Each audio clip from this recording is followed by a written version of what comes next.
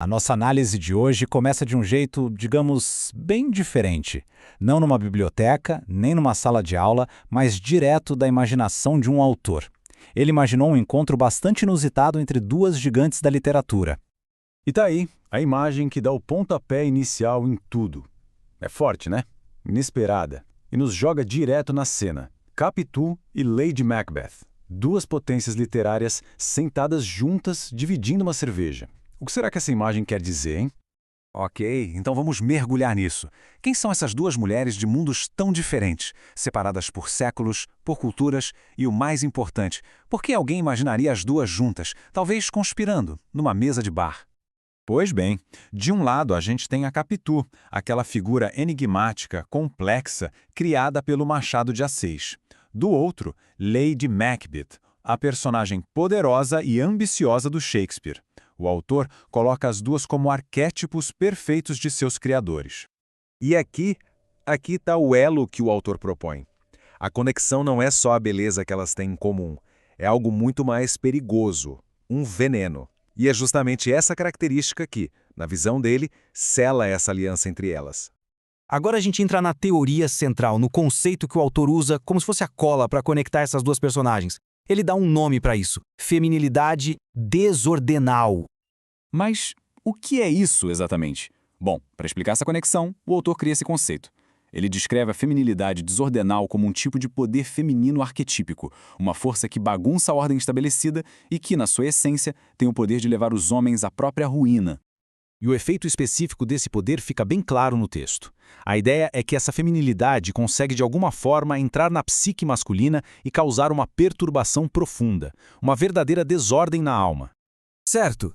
Se esse poder existe, quais são as consequências dele? A análise, então, muda o foco para as supostas vítimas, os homens que, na visão do autor, foram simplesmente desfeitos por essa aliança imaginária entre Capitu e Lady Macbeth. E aqui estão eles apresentados de uma forma bem depreciativa. De um lado, o Bentinho, que é reduzido à figura do corno complexado. Do outro, Macbeth, o homem que se achava invencível. Eles são o contraponto, a parte fragilizada diante dessas mulheres tão poderosas. O julgamento do autor sobre eles é brutal. A linguagem é incrivelmente forte, sabe? É puro desdém. Fica bem claro que, nessa interpretação, os homens não são apenas vítimas, são figuras fracas que foram completamente aniquiladas, viraram pó. E aí a análise dá um salto. Ela deixa de ser só sobre duas personagens da literatura para se tornar uma afirmação muito, mas muito maior. Uma afirmação sobre um arquétipo feminino que o autor acredita ser universal, atemporal. A ideia central aqui é que Capitu e Lady Macbeth não são casos isolados, entende? Elas seriam, na verdade, protótipos, manifestações na literatura de um modelo original, um modelo bem mais antigo.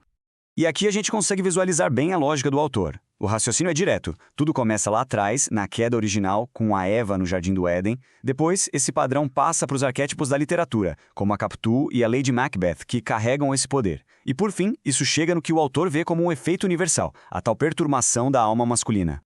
Essa citação resume perfeitamente essa visão de um poder com duas faces. A mulher, como a espécie de herdeira arquetípica da Eva, teria a capacidade tanto de elevar o homem à glória quanto de destruí-lo por completo. É a essência da feminilidade desordenal.